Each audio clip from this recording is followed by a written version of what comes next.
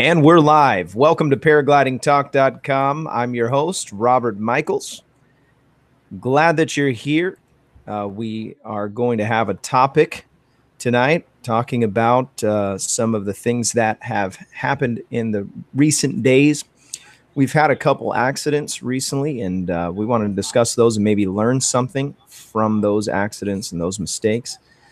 And my house is a mess. Sorry about last week. I know everybody was looking forward to the show. I ended up having to move all of my belongings into a new place. We bought a house. And so cue the clapping and cheering. However, it requires some remodeling and a scraping of the ceiling and all kinds of other nonsense. Now, the problem is we had to move in to the construction. That's the problem. So, anyways, last week's show was rudely interrupted by a hurricane. We weren't sure if Mark Honeycutt was going to be able to join us because he was dealing with 150-mile-an-hour winds or something like that. And I think he was just trying to figure out if he could fly in it. I haven't seen the video yet, but I'm pretty sure that someone tried to fly in it. We won't say who.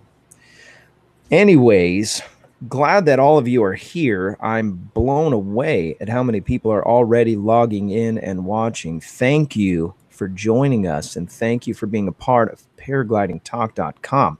I do have some very important news. We have a sponsor, folks. Cue the clapping noise again. Para Orange Products sponsored this show. These are products that are designed for parapilots by parapilots. And they have some great stuff. Go check out their website, paraorangeproducts.com. You can find out what they have for sale on their website.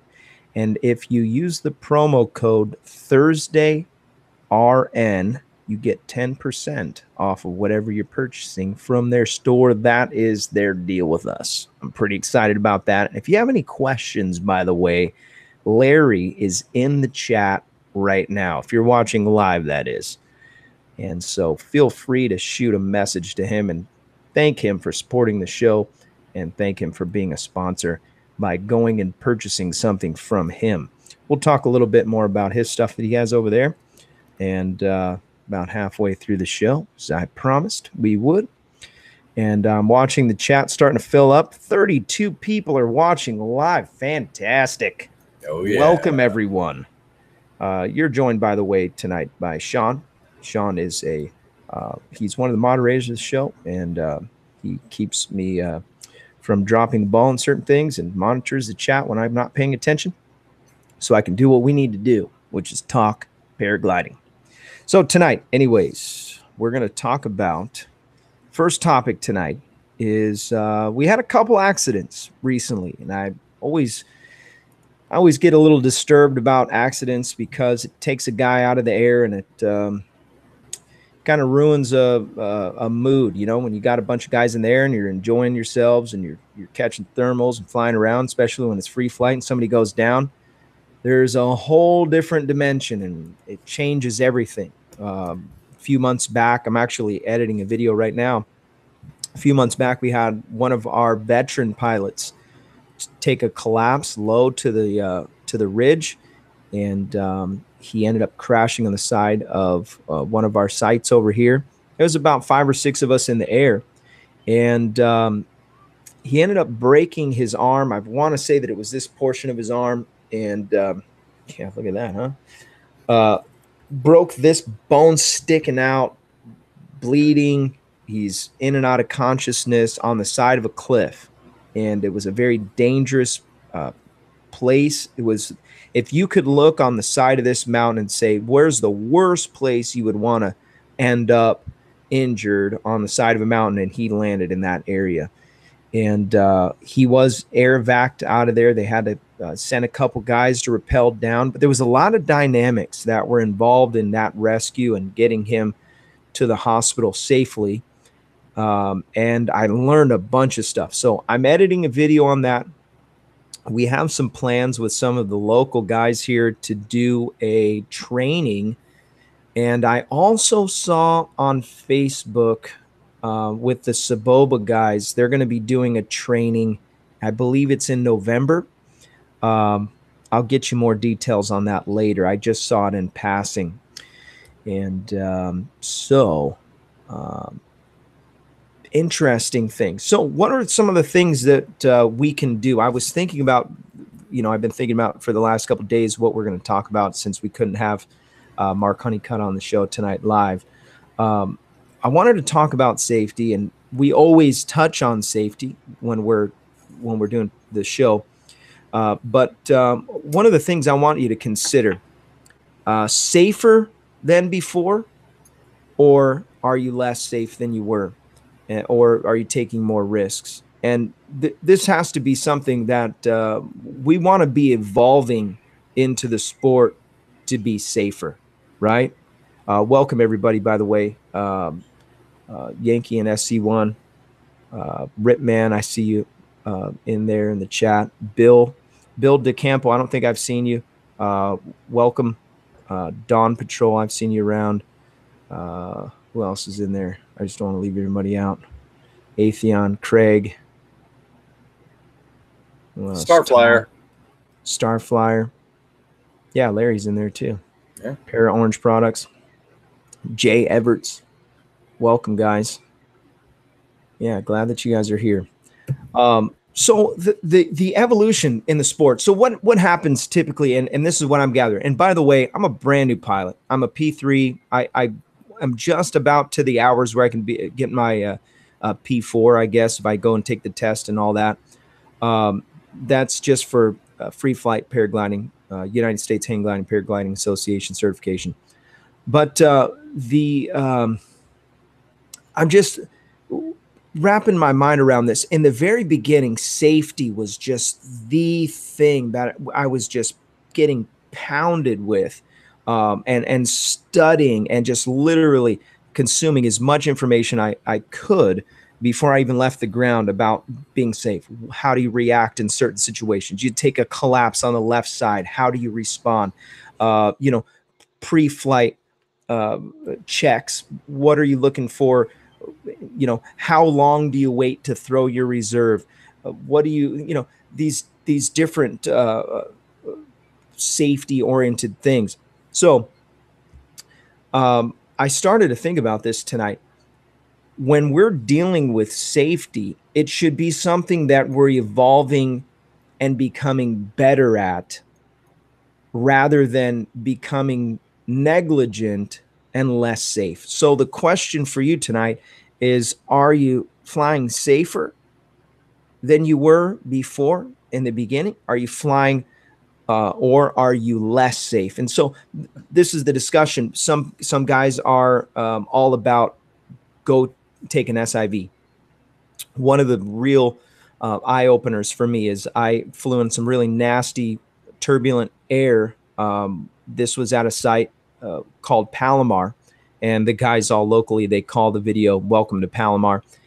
And these, I hit wind shear at just under 6 grand above sea level, and my wing it started collapsing, and it would do this, and probably took about a 40 or 50% collapse, and I didn't even blink, and I'm in a face down spiral.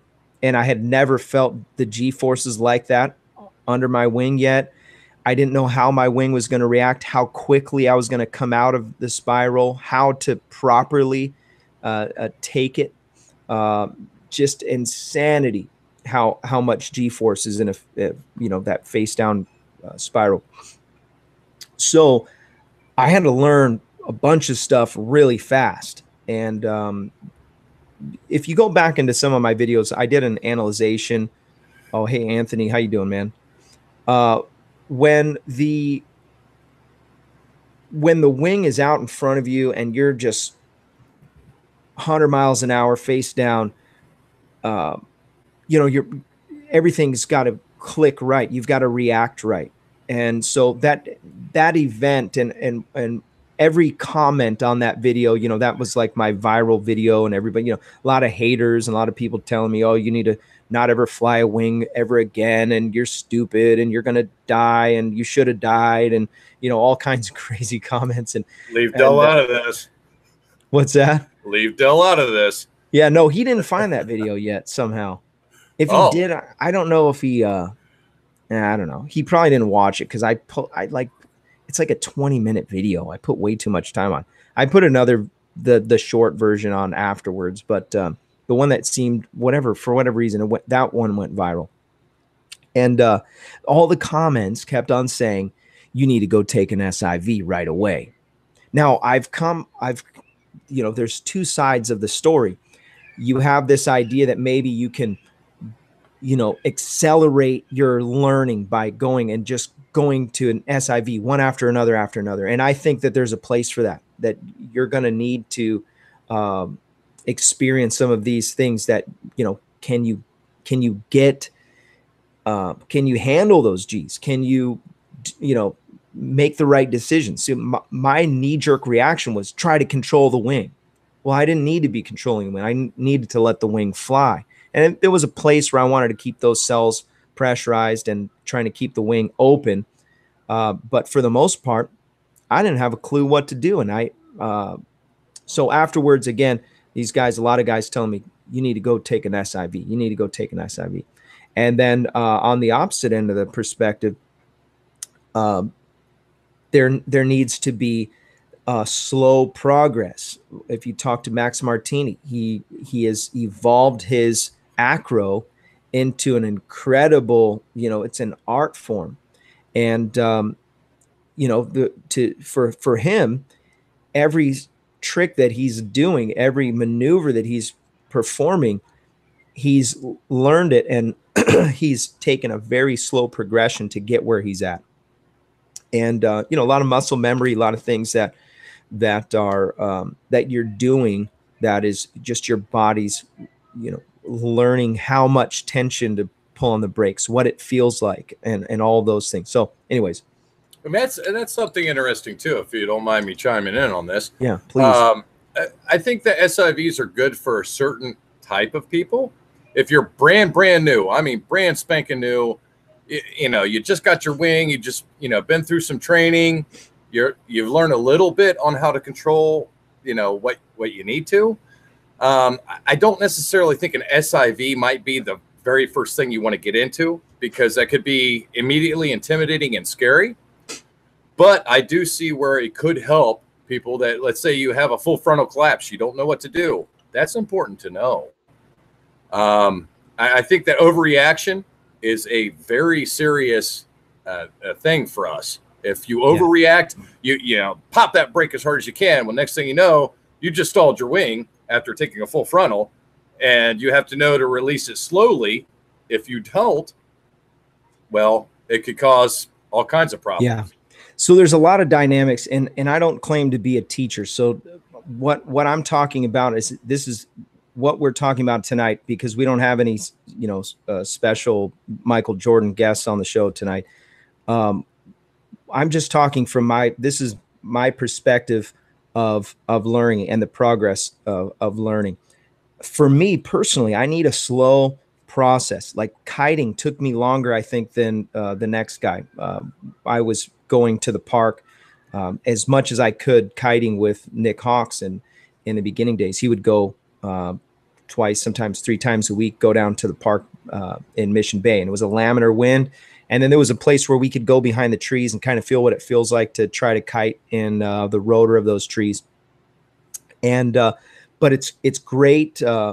It's great to get the feeling, to get underneath your wing and play in the park. You know, take a couple strides and run and try to see if you can get off the ground, or even if you can have one of your friends push you and just run across the whole park. And if you can, what they recommend is that you do about 30 hours on the ground. Now, you're not always going to have good wind, but I'm a firm believer that if you can get into some 15-mile-an-hour wind in some laminar conditions on a beach or in a park, get out there and knock it out and try to get those hours in, even if you've already been flying. It's worth it. And I'll tell you, there's a couple reasons why. One, I learned that by getting underneath my wing, I trust the wing more when I'm in the air. So kiting on the ground, I learned a lot of different little things. I could, facing my wing, bringing it up, and then spinning around to face forward and then take off and into a run. There's kind of like a system, and my wing wants to kind of fall to one side or to the other. And so I knew when I spin around and start to run that I could check one brake or the other. And before I'm launching, I'm not launching with a wing down to the side or, shooting. A lot of guys, if you go watch some of the videos, if you type in your YouTube search, failed launches or launches gone bad or kiting and the need for kiting, you can learn a whole bunch of stuff. And you don't want, especially in free flight, you don't want to be the guy that's taking the frontal on launch, before you even get your feet off the ground. You spin around and you're just not feeling what the wing is doing, and it just goes out and shoots in front of you. I remember Stephen Nowak, he said, you need to learn how to speak Winglish. And that's knowing what your wing is telling you when you're not flying, or when you're flying too, but what it's telling you through the lines. You can feel things. It'll speak to you without looking at it, and that's what you've got to do. You've got to know what your wing is saying, because you're not always going to be able to look up. And as a matter of fact, call me a sissy or whatever, but I really don't like to spend a whole lot of time staring straight up in the air. It kind of wigs me out a little bit. And it's not a good practice to be staring at your wing. That's something that Murray Hay, one of the guys I had mentioned to you, Robert, that's one of the things that he's very, very stiff on, is kite your wing more than you fly it. And when you kite it, feel it. Don't rely on looking at that wing. You want it to know what it's doing when it's doing it. Looking up isn't going to help you. It's feeling your wing. I do more kiting than I do flying. Now, that doesn't mean I'm a proficient flyer by any means. I'm still a new guy, but I think it's very important for people to kite and to know what that feeling is. When you have a partial collapse, you can tell. Let's say the right side is collapsed. You're going to have loose lines over here, and you're going to have tight lines over here. You want to make sure that you're feeling them even. If they're not even, that wing's off a little bit this way or this way, you need to correct. And if it does it on the ground, it's going to do it in the air. Yeah. Yep. That is a fact. If you can understand your wing on the ground, you have a much better chance of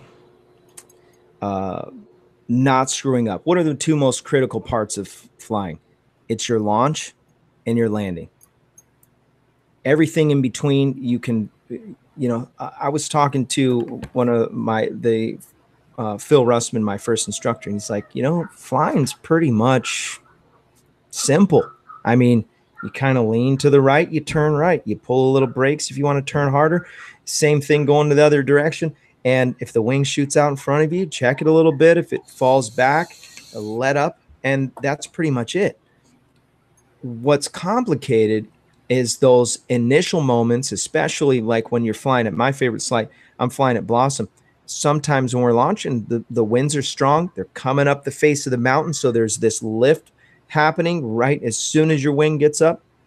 You want to get that, you want to control yourself, control your wing. And again, I know that there's a lot of paramotor pilots in here, and you guys are all chomping at the bit. I don't fly paramotor. I haven't yet. I want to, but these are all things that you want to be the guy that is fumbling and getting your lines caught in your prop at the fly-in, and you're grounded because you botched a launch, or you clipped your wing on the ground, or not your wing, your prop on the ground because you botched the launch. Those things are critical. I want to talk about, because we always kind of head down the road of safety, but I want to talk a little bit about what happened recently. We call him a brother, Joseph. Joseph was the one who went down on the side of the hill, and he's still recovering. His arm is jacked up. He was kind of climbing up the face of El Cap. It's really steep, nasty stuff. And from what I gather, he took a collapse, which sent him into kind of a spin, and ended up going into the mountain. And boom, I mean, hit super hard. I don't know if he hurt anything else on his body, but he completely broke his arm. And then again, bone sticking out, and he's bleeding. And one of the very most important takeaways that I got from that event was the importance of the radio, having your radio. It's such a simple thing, that you show up to the site and you're like, you know what? I forgot to charge my radio. Oh, well, guys, I'll just wave and you just let me know, or I'll fly close to you and we'll communicate with signals or something. But such a schoolboy error to forget your radio. Simple, fundamental thing. I know that it's important with power paragliding. It's just as important. I mean, you wouldn't fly an airplane without some kind of a radio. We could talk about Yankee and SC1. He's a pilot for some years, and he would never take off in an airplane without communication because of how critical it is. So Joseph goes down. We hear silence, radio silence. Okay. I mean, it's intense. Everybody's trying to get him. Joseph, you okay, man? Are you okay? And then, one of the guys who's been around the block a few times, he gets on the radio and says, listen, guys, we're all going to need to go and land. Now, this was on a Saturday. We're all enjoying ourselves. The thermals just started popping off. We're getting some good air. We're getting some good time. This is not the time to go and land. We want to get up and get away from terrain and just enjoy the sky, because down low, it's still a little bit sketchy. We launched probably 3 o'clock, 4 o'clock. And so it was still punchy and still strong. Now that's considered midday, correct? Yeah, I mean, it was before glass off for sure. And so now we have the transmission comes across the radio. There's a guy down. There's somebody down on the face of El Cap. Someone's down on the face of El Cap. And I've got no movement. And that's what we kept hearing. And I'm like, oh no, I hope he's okay. And we try to figure out who it was. And it was like, oh, okay, it's Joseph. He's down. I can see his wing. I don't see any movement. And, our hearts are just beating. I'm like, dang it, man, we got to get down. And the reason why we have to get down is, first of all, because the helicopter's coming. No doubt about that. The helicopter's going to have to come and pluck him out of there. There's no hiking in. There's no way to get to him. It's the only way to get him is helicopter, and it's going to be a sketchy helicopter pick. So we quickly, this was another reason why, you can't just be some, new guy flying at Blossom. Not a good idea. If you're a local here in San Diego, wait until you're a P4 to fly out there. And I say that having, I'm not a P4, fly with somebody and talk to the locals. Don't fly the site without getting a site briefing. There's areas in there that are incredibly dangerous. You fly behind Amen Ridge, you're gonna eat dirt, and you may not make it back up. And a few guys have lost their lives on the side of that hill. So Joseph's down, hear the radio transmission, horrible situation. And one of the things, all of a sudden we hear Joseph come over the radio, and he goes, hey guys, I'm here. My arm is broken.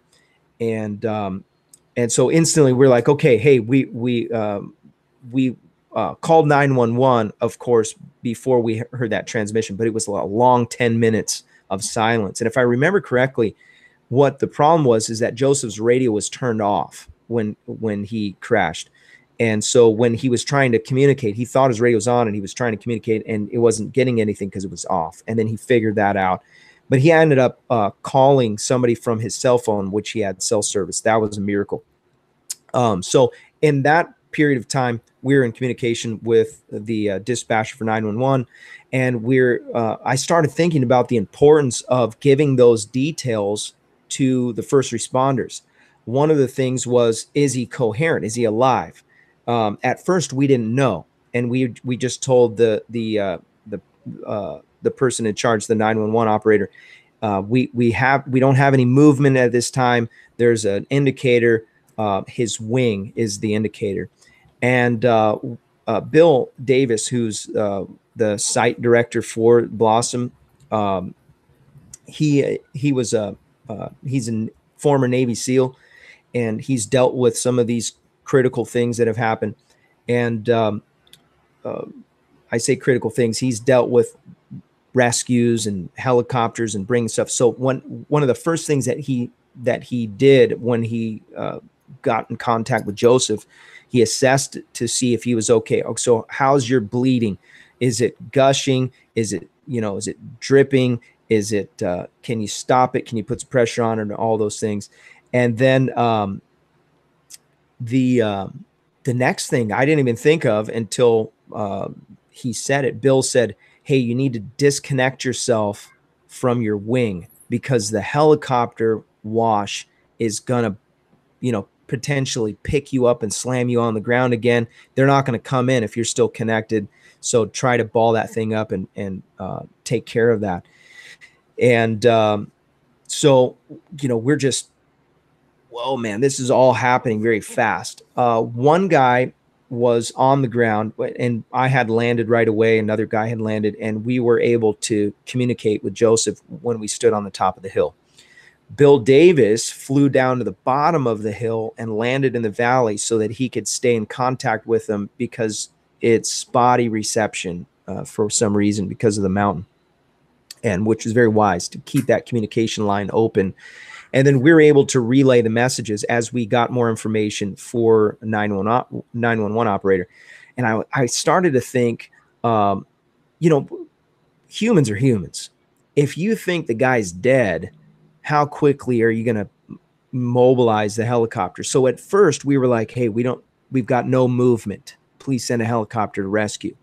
So we called back and we said, hey, listen, we got movement. He's got a broken arm and he's bleeding, and he's coherent, but he's in and out of consciousness. He keeps on passing out, and he's in a lot of pain, obviously. And so we're giving him those details. Then we call him back and said, okay, he's detached himself from the wing so the helicopter can come in and do what he needs to do. And all of these little details were very critical to getting Joseph out of that situation alive, so that he can go recover and be with his family.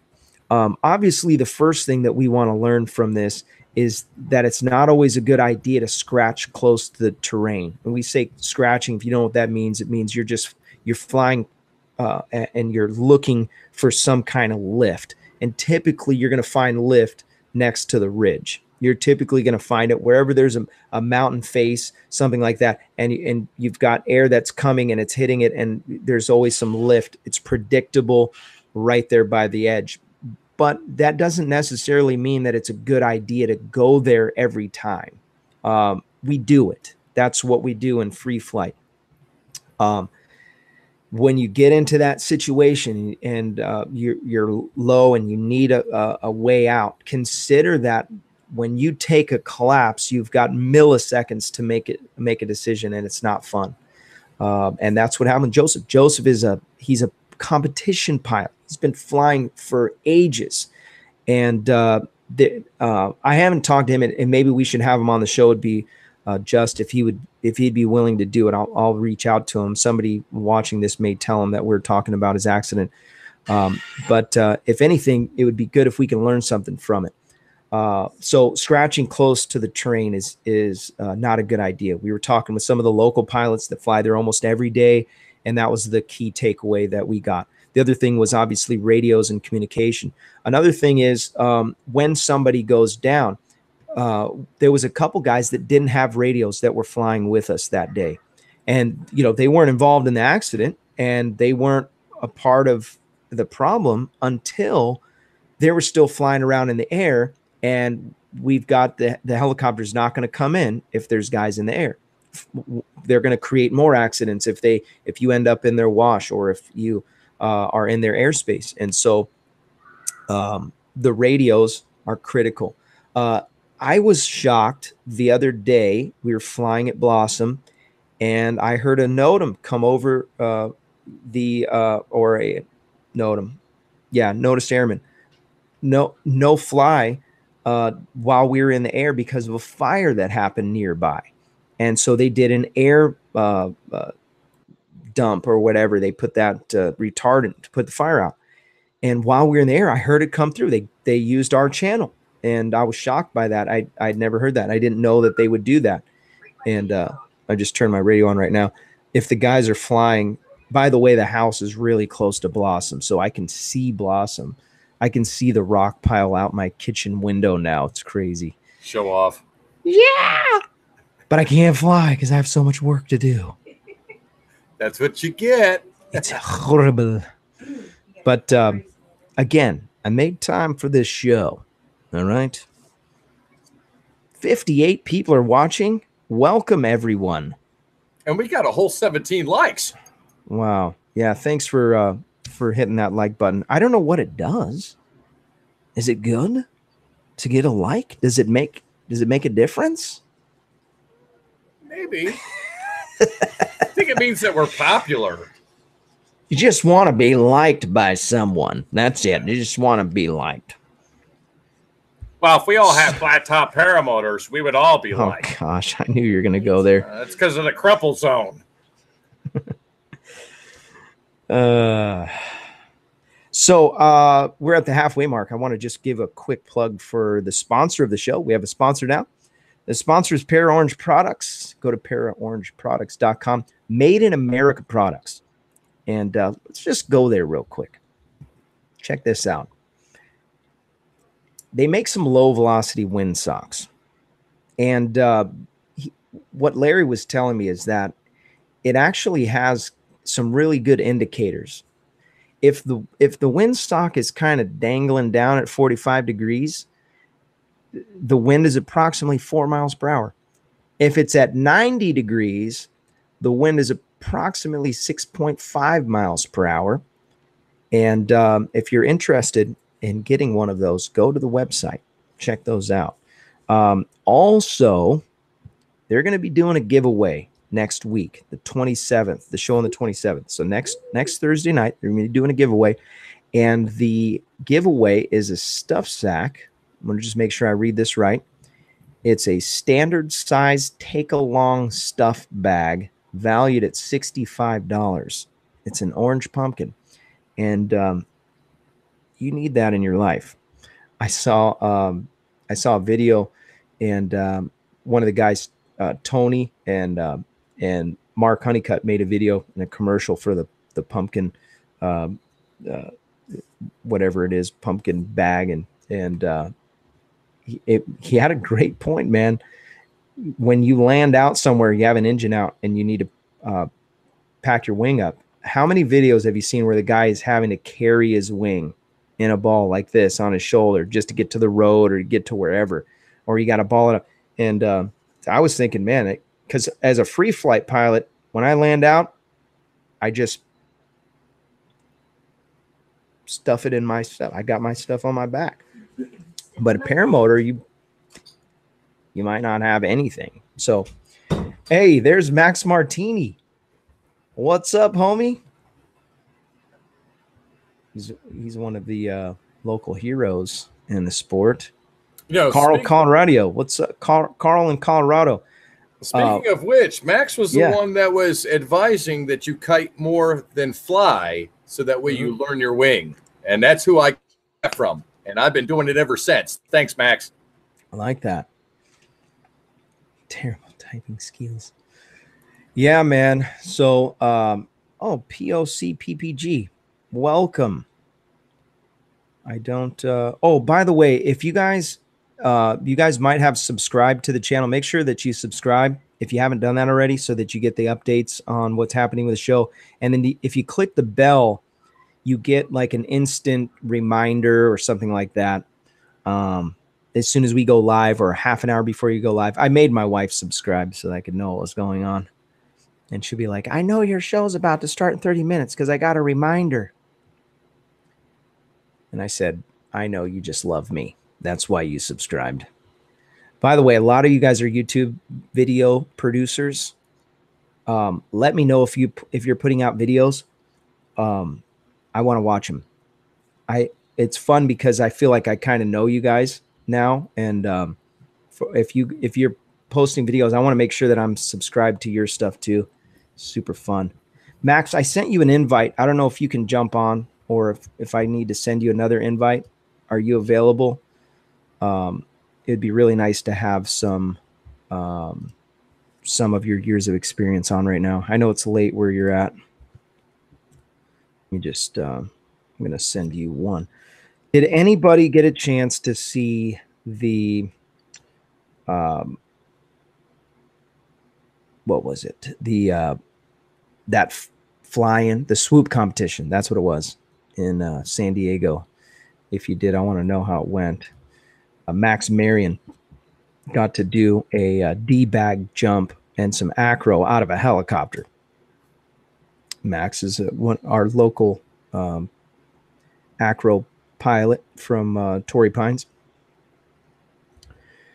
That he's making that video as we speak. Try to have him come on the show again. I talked to him the other day. He is such a cool dude. NET. There we go. Boom. Send that. Oh, he said can't. Just okay. Break my heart, Max. It's fine. Yeah, man. Okay, so Yankee and SC1, he wants to talk about the Saboba accident. I was going to touch on that. I don't have a lot of the details, and I didn't want to talk about it in the last show just because it was so fresh. And I was reading some of the comments on Facebook about the family, and the guy was young. I think he was only 26 years old. So what happened is he's a speed flying pilot, which it seems to me, and I don't want to put a stigma or anything, but it seems to me like the speed pilots are flying on the more aggressive end of our sport.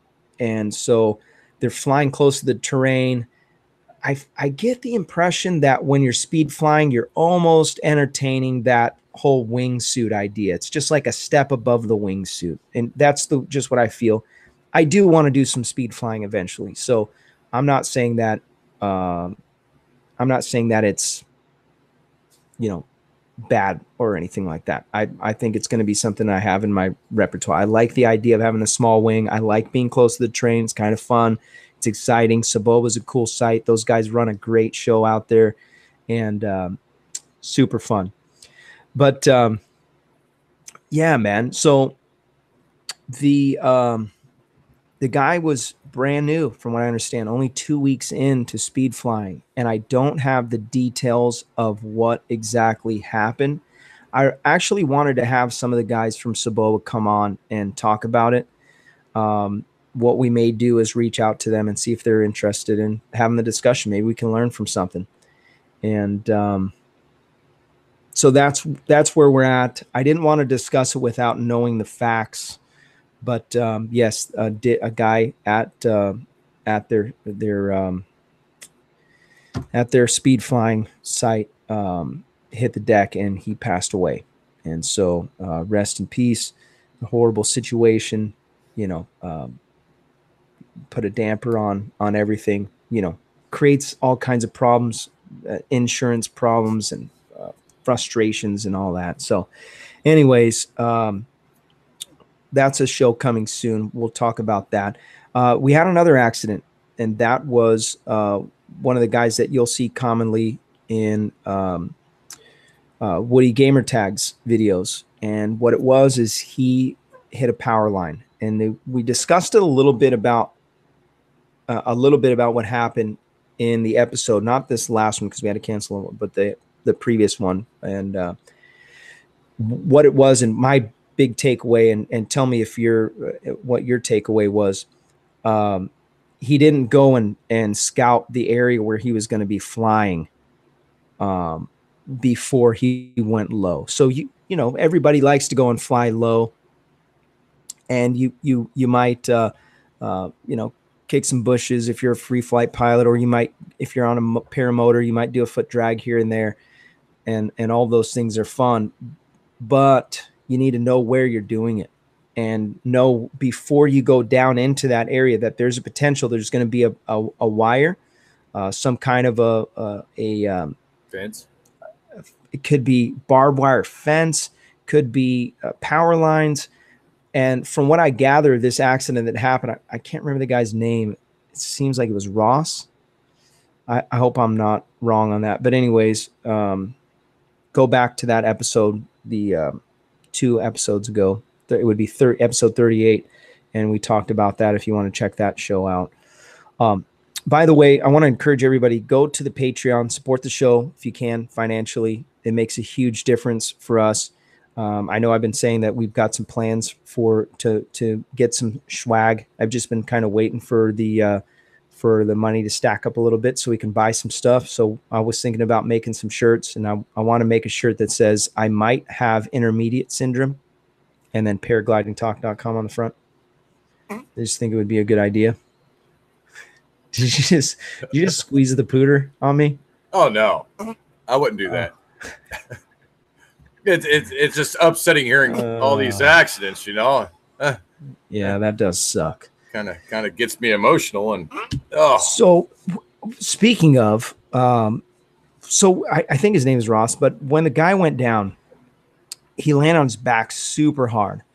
And I'm glad that he's okay, and he was able to go and get an MRI and get checked out. And he was staying at Woody's house and recovering. But gears probably wrecked. He's got to deal with. I heard that it jacked up his wing a little bit. I think there was some kind of like a transfer of electricity, possibly, or something like that. And so took a chunk out of his wing. I mean, it's just all bad, every part of it. And it could have been avoided, and I'm not knocking the guy. It could have been avoided with a flyby, and that was something that Matt mentioned, or Woody mentioned, when he goes low and when he's going in for a foot drag, know your area, know where you're going into before you do it. And you got to think about it. I'm very selfish. When I first started flying, I really didn't care. Sometimes I'd bring the kids and they'd be farting around in the LZ and I'm up there flying, but I would be learning and thinking like, what if something happened later on? I was thinking, man, what if I would have biffed it and, broke a leg on the side of the hill or even worse, somebody's got to clean up the mess and put the piece together, or like what happened, and it's going to happen. Things are going to happen. We can't throw away that chance. But when we do fly, we have to be considering the fact that, the guy you're flying with or the group you're flying with now is going to have to pump the brakes because you're down and it's like the day's burnt and it's not fun anymore. And the whole reason we have to keep in the back of our mind, the whole point of going out and doing what we do is for enjoyment. We're going out there to have some fun. And when it's not fun, then it kind of defeats purpose, right? And so anyways, that's where we're at with that. So I had a couple other things I wanted to talk about. I want to talk a little bit about pushing the progression. There's a danger with trying to learn too fast. I remember in the very beginning of the show, there was some guys that were wanting to learn how to do the helicopter, which is probably the most, I would say it's the second hardest. Infinite tumble, I would say, is the number one most complicated acro maneuver. A very close second would be the helicopter. And some might argue that the infinite tumble is easier than successfully knocking out a helicopter maneuver. And I don't want to knock anybody, but they wanted to go and in one weekend try to learn how to do that. And I remember Max was saying, that's not a good way to go at it. And that's an extreme example. We can talk about flying too early. And this is exactly what happened with me. I got in the sport very naive, just learning from watching YouTube videos, I surrounded myself with some other pilots, and I would find out where they were going to fly. And then I would ask them, what do you think? You think I can go? And I would pressure them to say, it's okay, I'm good. And, pushing, I was trying to like force my progression. This is not a sport that you force progression. If you come to the place where you're pushing yourself beyond your abilities, this is where people get hurt. Yeah, I don't care about a crumple zone. Let's try not to crash. How about that? I get it. Things are going to happen, but it's like, let's consider I need to learn my basics. So that day when I took that collapse and had that cascade at Palomar, it was an eye opener for me. And it made me realize that I was flying outside of my abilities. So you have this realm, down here is the super beginner and newbie, and then in the middle is your medium or intermediate, and then you have your expert. And what I was trying to do, I was only qualified to be flying in this type of conditions. And what I did is I showed up on a day where the conditions were in the middle of that, outside of my abilities. And I took a collapse and couldn't really deal with it properly, and could have been under reserve, at least in the trees, that these big old pine trees that are on the side of there.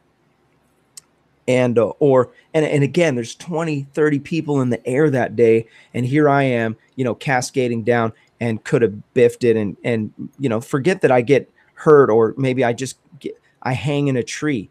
Well, the rest of the day is shot for at least a couple guys. Hopefully they would have came and tried to pluck me out of there. I'm sure they would have. For one reason, I was driving them. That was one of the tricks I used, by the way. I would drive them. I would pick up a couple pilots so they had to stay with me. That's a good trick. And then you can ask them all kinds of questions while you're driving. And that way, if they end up offending you, you can tell them to get out and walk.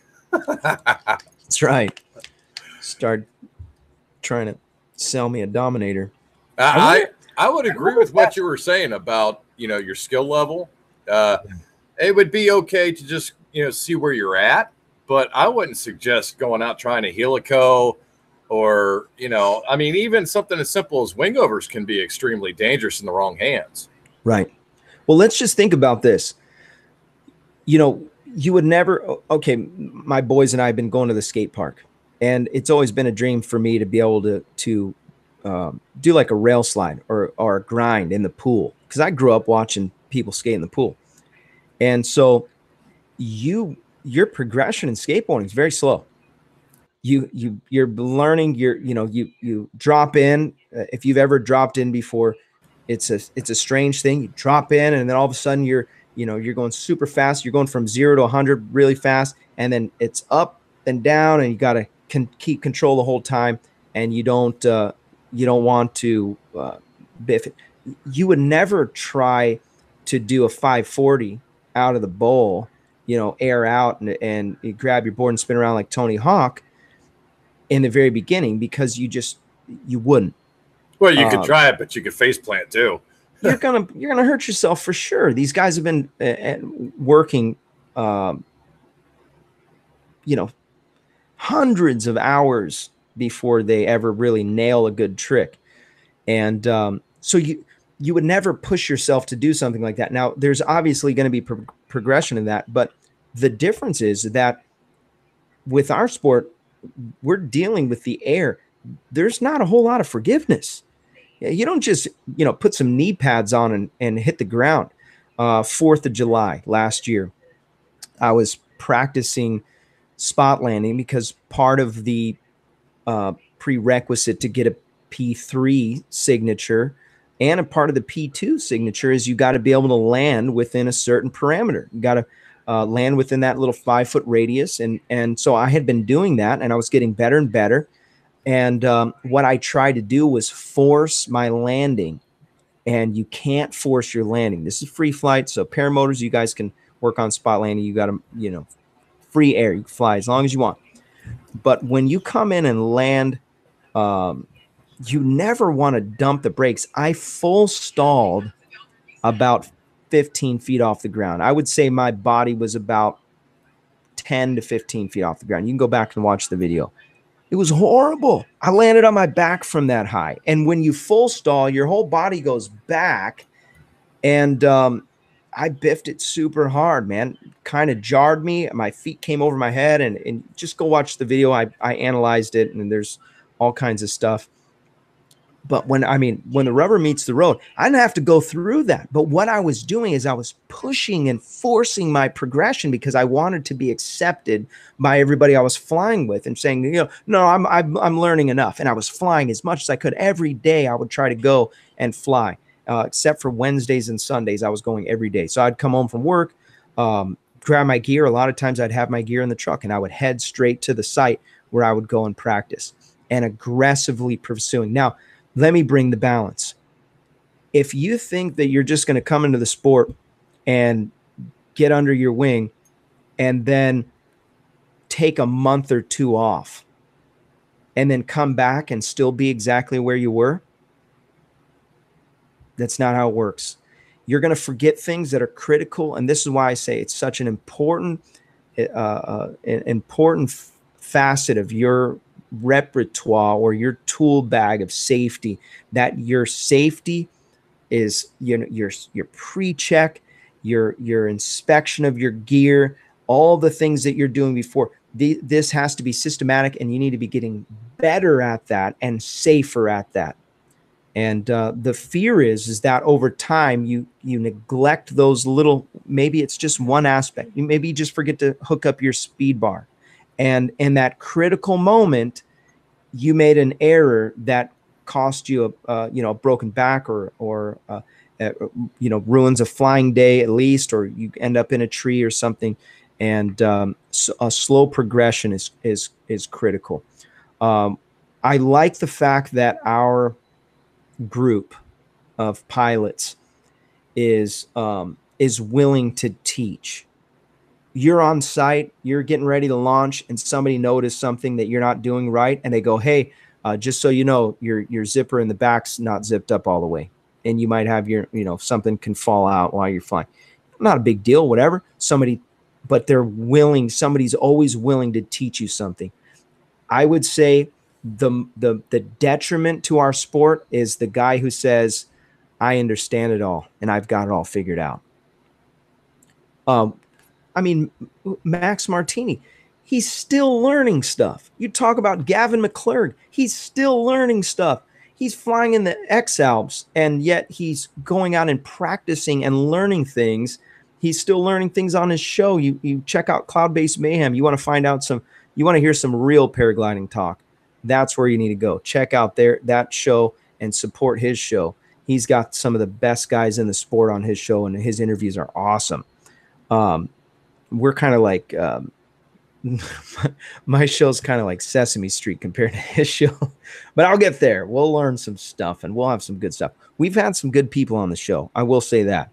I really appreciate everybody's recommendations on who we should reach out to and call. If you've got somebody that you think would be good to have on the show and you want to pick his brain and you want to talk to him and ask him questions, shoot him a message and then just give him my email address and say, hey, reach out to Robert and set it up. I'm wide open. As a matter of fact, I don't even have somebody for next week's show yet. You can interview me. Erin, my wife, she said we can interview her. Great. I've got some embarrassing questions. She's never even flown once. Why not ask someone who looks at it and sees all the craziness and stuff? Yeah. Their opinion. So please tell us some of the things Robert did that he didn't film. No, I filmed everything. That's another thing. Something to mention. I used to use my kids to film my launches and landings. If you can have somebody film your launches and landings, you can learn so much. It is awesome. And you go back and edit the video. You watch it like 3 or 4 times. You're like, oh, man, that sucked. Look at that. Oh, yeah, that was horrible. Look at that launch. Oh, look at that landing. And Atheon, man, you rock, bro. I think Atheon's been have you been with every single show? And you've been here from the very beginning, like from the very first show. This is episode 39. I've By seen the them way, on everyone, I think. 55 viewers watching live. I'm blown away. Wow. Really But appreciate everybody here. You guys it's are very awesome. disappointing that they're not cramming that like button. I want to see them break that thing. Break the like button. Break the like button. I can't see the like button because I have it all crammed into one little screen. And again, I don't know what the like button is for. I don't even know if should I be popularity? I think it is. Does it do anything though? Well, I think it moves up in the list of live things. Oh, you know. Okay. It might. I get it. Okay. That's why I'm saying break that like button, guys. Make it more important. Oh, we got some RSKers from Woody Gamertag's channel. Yeah. Woody should be on here right now. I don't know what he's doing. If he's not doing the show live, he doesn't do his show live though. He films it. He's probably playing hooky. Yankee and SC1. Atheon is like an old pair of sweaty tennis shoes. Monkey on a String's in the house. He's been around for a long time. POC PPG.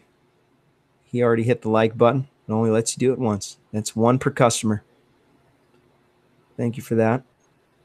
If you guys have any questions you want to ask right now, we're about 4 minutes left for me going to the restroom and then eating some dinner. You guys have anything? Clark Kent. Randy, you're a champ. Randy is the guy who hooked up or Clark Kent is the one who hooked up the shirt, the Blossom shirts. Been flying since 1986 out at Torrey. A week or so ago, JC walks by and points out that one of my pins on my reserve had been pulled out. Whoa. I probably would have noticed, but I was very grateful. JC's awesome. We need to get him on the show. He's such an awesome guy. You know, I was thinking about doing something really spooky for Halloween. Mm-hmm. Maybe it's just me, but I got one of those rubber masks that, you know, it straps around the back of your head and around the back of your neck. And the guy's got his face all chopped up. You know what I'm saying? Like little squares. And I was like, I know where you're going with this. That might be fun for Halloween. You know, just, you know, wave to cars and stuff. Oh, that's horrible. They had the guys. Wait a second, Ross Gasaway, you're in the chat. I basically did a 180 at about 8 feet off the ground. The wingtip touched the power line, made a nice little spark, bruised some stuff, but nothing broken. Motor's fine. Wow. Holy smokes. So the gear is totally fine. Did it wreck your wing? Wow. Ross, I wish if we had more time, I would have you log on and join us live. Ross, can you reach out to me?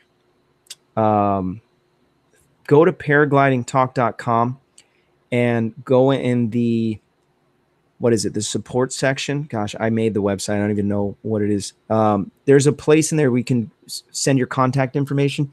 Send me your contact information and I'll have you on the show. We can do it next week, Thursday night, 6 p.m. and talk about your accident and what we can learn from it and stuff. If you're willing to do that. 6-inch hole in a wingtip. So they could probably patch that.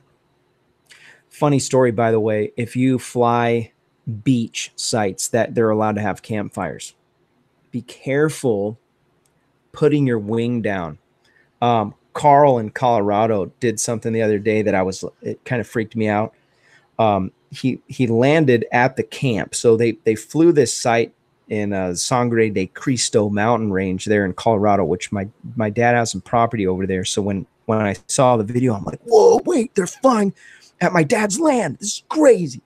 And but it turns out it's like 2 hours away from where dad's land is. But anyways, he landed at the camp and I saw the little ring of rocks and the wing came down when he landed and it came down right next to the fire. I'm like, oh, but there was no fire. It was from the night before. But oh, Ross, Woody calls you Sparky. That's hilarious. So, anyways, this Giuseppe, who's the acro guy, he's been on the show. I can't remember what episode. You'll have to go look at paraglidingtalk.com and check out the past episodes, find his episode. He's like one of the OG acro guys. And he landed at the beach and he balled up his wing and he put it down and didn't realize that somebody had buried their campfire with sand, and it melted a bunch of holes in this wing. But he loved that wing, so he just had it patched, bunch of patches all over this wing. And so it looked like a leopard in this one area of the wing. And I was like, hey, and this is before I knew who Giuseppe was. And I was like, bro, what happened to your wing? And he was like, oh, I put it down on a campfire. I didn't realize it was a campfire underneath the sand, and it melted a bunch of holes in it, so I just patched it. And so he's flying this wing that had like 100 patches on it. Hilarious. Wings are really durable, oddly enough.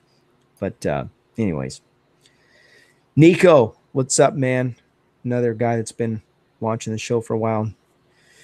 Yeah. So Ross, I don't know if you got that, man, but try to reach out to me. I'd love to talk to you one-on-one. At least hit me up in an email or whatever, and I'll get back to you. It's 7:00, guys. I really appreciate everybody supporting the show. Go to the Patreon, support the show there if you can financially for the price of a cup of coffee per month. You can learn something that might revolutionize your flying or just might save your life. Or I was thinking about this the other day. It might save someone else's life just promoting the show and being a part of it. We don't do any advertising for the show, so I encourage everybody to, if you know somebody that's a new pilot, they're learning, they want to get connected into the sport, this is a great way to do it.